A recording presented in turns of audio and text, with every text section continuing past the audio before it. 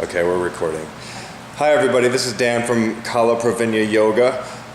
Thanks for checking out the video. This is the lovely Christina, okay, also known as Chrissy Joy. She's a local and amazing yoga instructor. And she has volunteered to help me today go over how to do the Vinyasa Flow properly. So first, let's get clear, what is the Vinyasa Flow? And what I'd like Christina to do right now is just do a couple rounds of it so we can get a snapshot of what we're talking about here. So she takes a down dog and into a plank position, go ahead. So it's down dog to a plank, and then exhale, dropping the belly and chest down to a chaturanga. Very nice. Inhale, striking through to a cobra or an upward facing dog. That looks really good. And then we can tuck the toes. Knees stay on the ground for now. And then bring the hips back. That's right. Raise the hips to the sky. Down dog. All right. And we'll do it just one more time. Inhale, plank pose. Go ahead.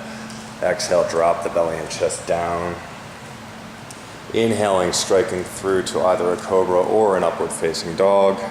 Good, and tucking the toes, raising the hips to the sky, down dog. Notice her knees on the floor for that. Very good. Okay, so thank you for that. Let's take a plank. Let's take this down dog. We'll hold this down dog, rather. All right, so she's in a down dog. Now we're gonna dissect that flow. We'll do it in very slow motion. First of all, down dog itself, very common pose in a lot of different yoga styles. Many of you have either seen it or done it, I'm sure. Her down dog looks really good. There's a couple things about it. First of all, fingers are spread nice and wide, okay? They're about shoulder width apart. A couple things, in addition to that, the hips are up nice and high and the heart's moving back. So she's pressing her chest back. It's as though trying to touch the back wall with the chest. That makes down dog not only a hamstring stretch, but it's also a bit of a shoulder stretch as well, you might find.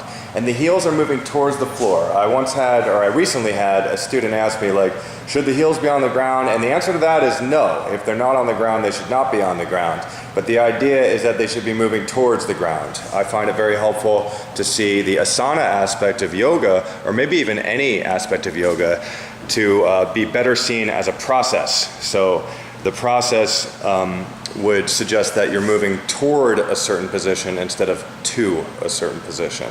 So here's a down dog. Down dog looks good. Now let's gauge and see whether or not we have the proper distance between the hands and feet. And the best way to do that is to take a plank pose. So go ahead, take a plank real quick.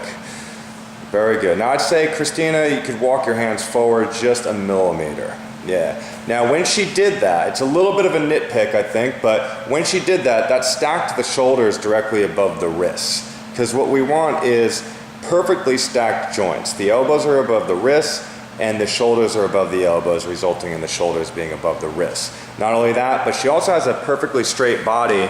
She's not bowing down too much. She's not raising the hips too much. I say you could probably scoop the tailbone under just a little bit just to take the arch out of your back. I'd say scoop a little bit more and then raise the hips a little bit more. Yeah, so scooping, yeah, exactly. That's good. So a little bit of a tucking of the tailbone under. All right, so that's a plank pose. Now chaturanga would be a matter of drifting the body weight down, go ahead, and forward and down, good. Chest hitting the floor before the belly does, see if you can make that happen, yeah.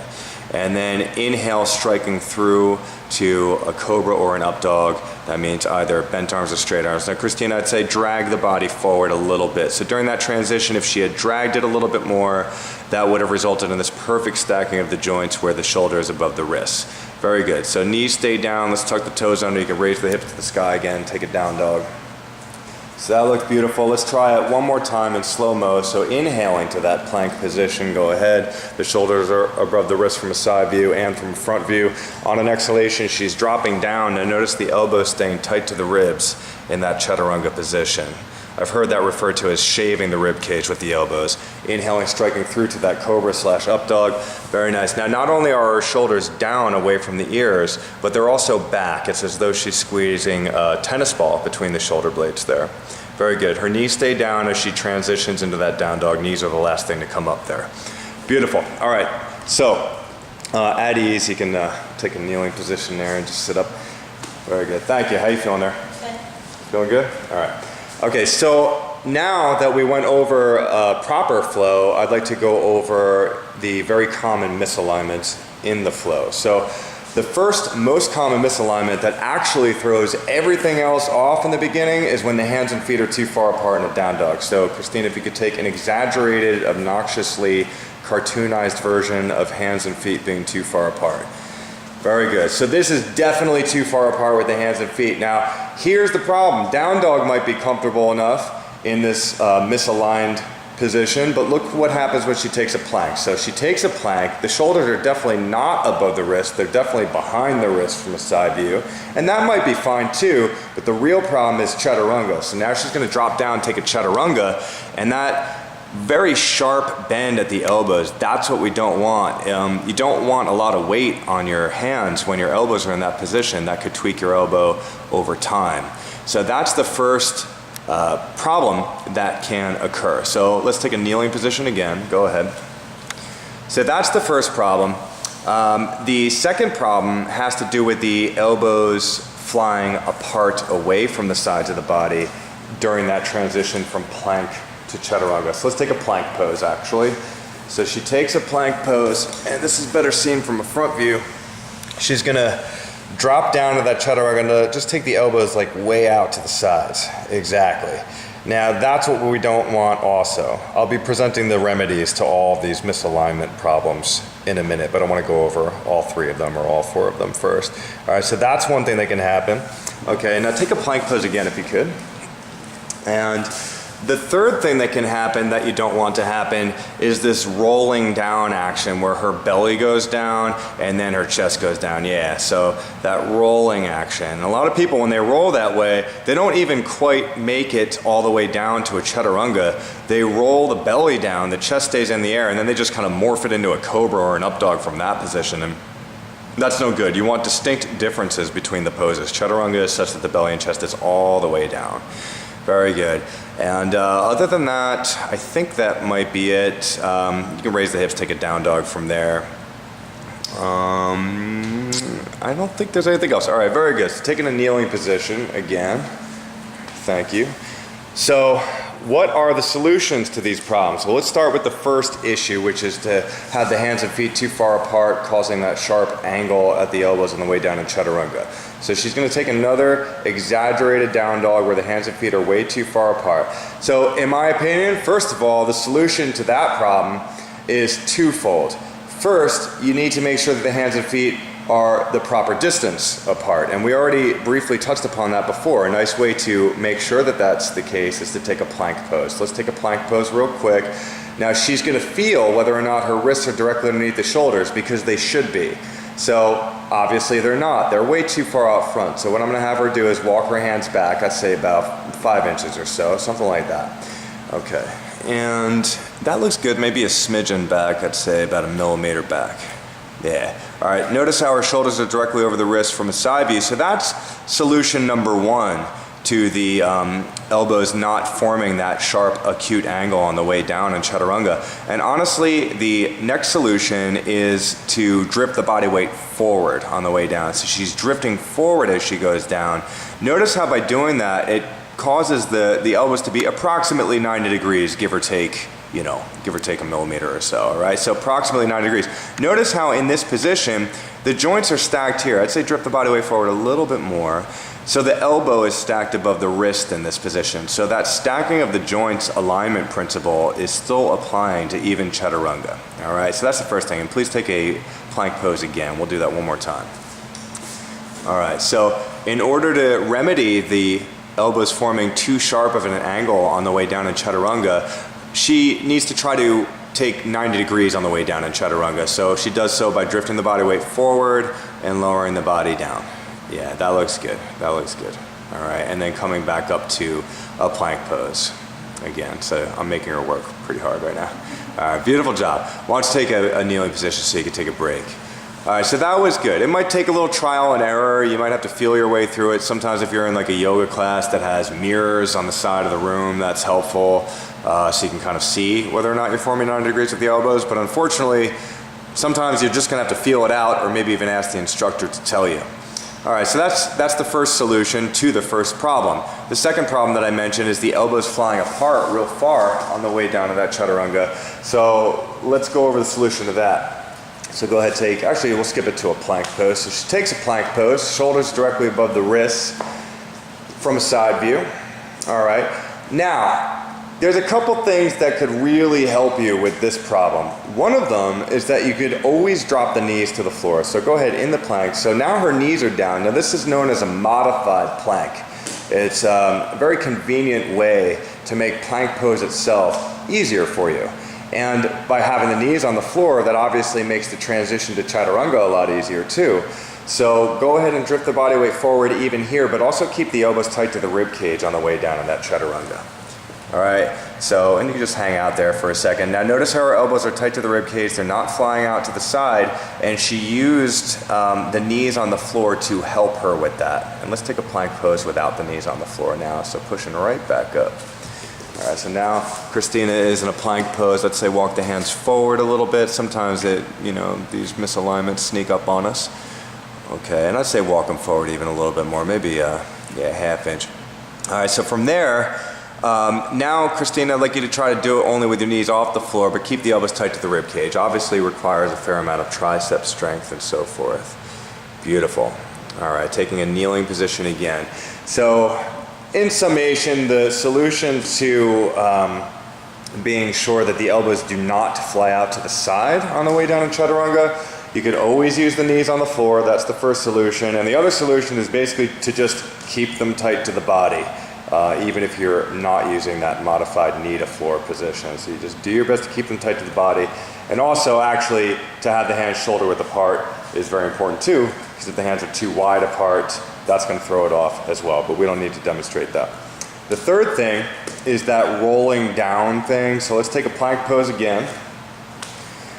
All right, so Christina takes that proper plank with the shoulders above the wrists. So again, the foundation solution to all these issues is to have the proper distance between hands and feet. Plank pose itself is a great way to gauge that. Shoulders should be over the wrists. Now she's doing that pretty well here.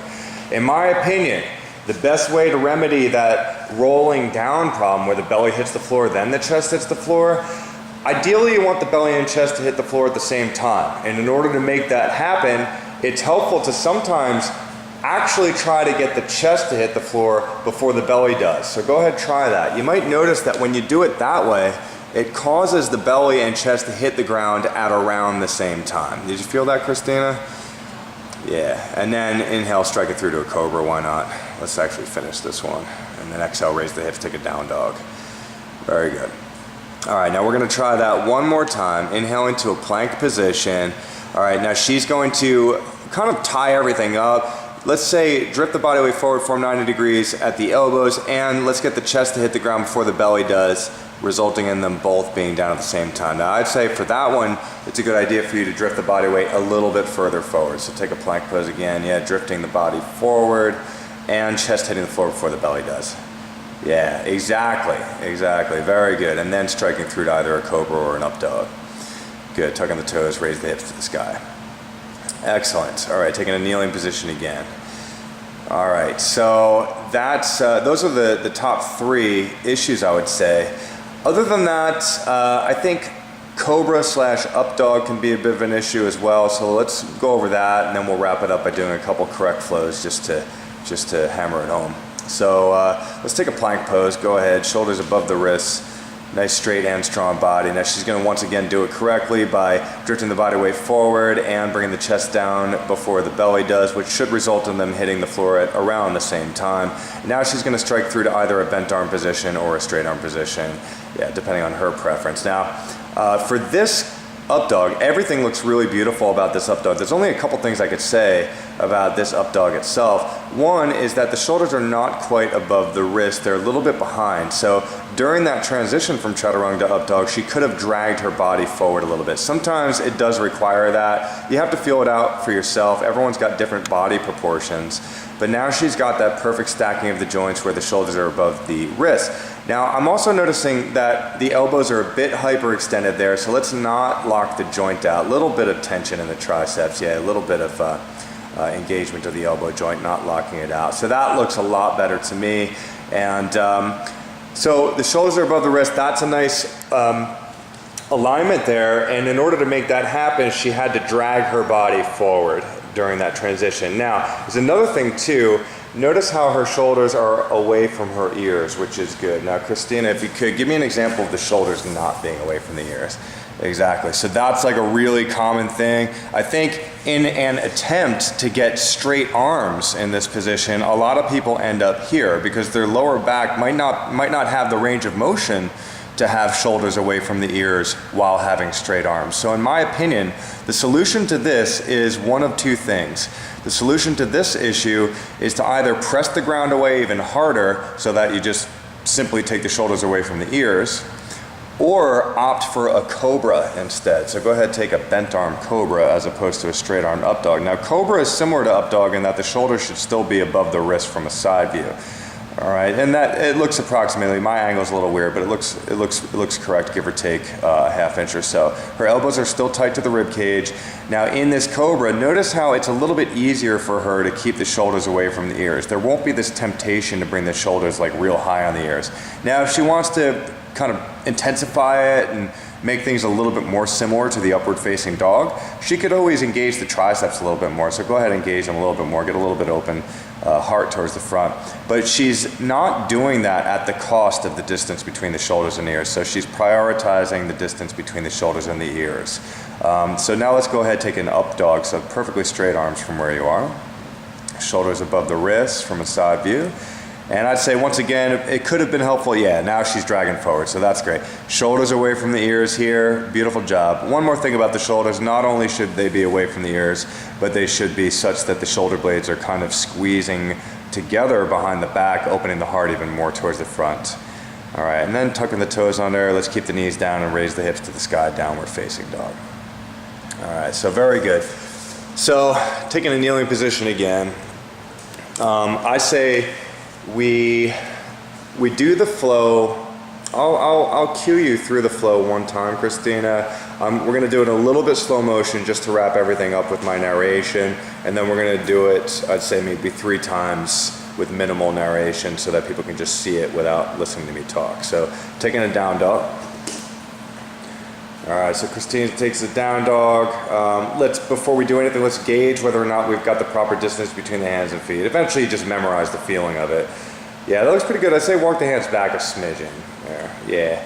All right, inhaling to that plank, go ahead, pausing there, shoulders are above the wrists. On an exhalation, she's now going to drift the body weight forward, keep the elbows tight to the rib cage, chest hits the floor before the belly does. That looks really good. Inhale, striking through. In Christina's case, I think she needs to drag forward a little bit as she does so. There might be a little minimal dragging action, not locking the elbow joint out. Tugging the toes under, knees stay down at first, and then exhale, raise the hips back, and then eventually up to down dog. We'll do it one more time. Inhale, plank pose, go ahead.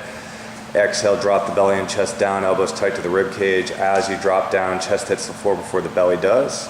Inhale, striking through to either that cobra or an upward facing dog. Beautiful, so that was good. Shoulders are above the wrist, tuck the toes under, let's raise the hip to the sky, downward facing dog. Beautiful job, and let's just do it 3 more times while I don't talk. So go ahead, inhale, plank, just do it at your own pace. Good. Oh wait, I'm not supposed to talk. Good, keep going, just give me 2 more. How's it feel? Perfectly aligned. Perfectly aligned, good. Sweeping through. Raise the hips, good. And again. Again? Yeah.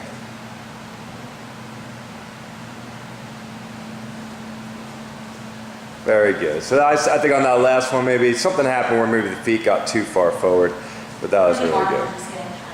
What'd you say? Yeah. Yeah, she's getting tired. So it's not easy necessarily, but that's how to do the flow. And if your arms are getting tired, Christina and anyone who's watching and myself as a reminder, just drop the knees to the floor as you do that transition into chaturanga, from plank to chaturanga. All right, so that concludes the video on how to do the flow. There might be more videos in the future, but we'll start with this one for now. All right, so stay tuned for more. Say goodbye to Christina. Christina, say goodbye to our friends, and we will talk to you soon. Bye.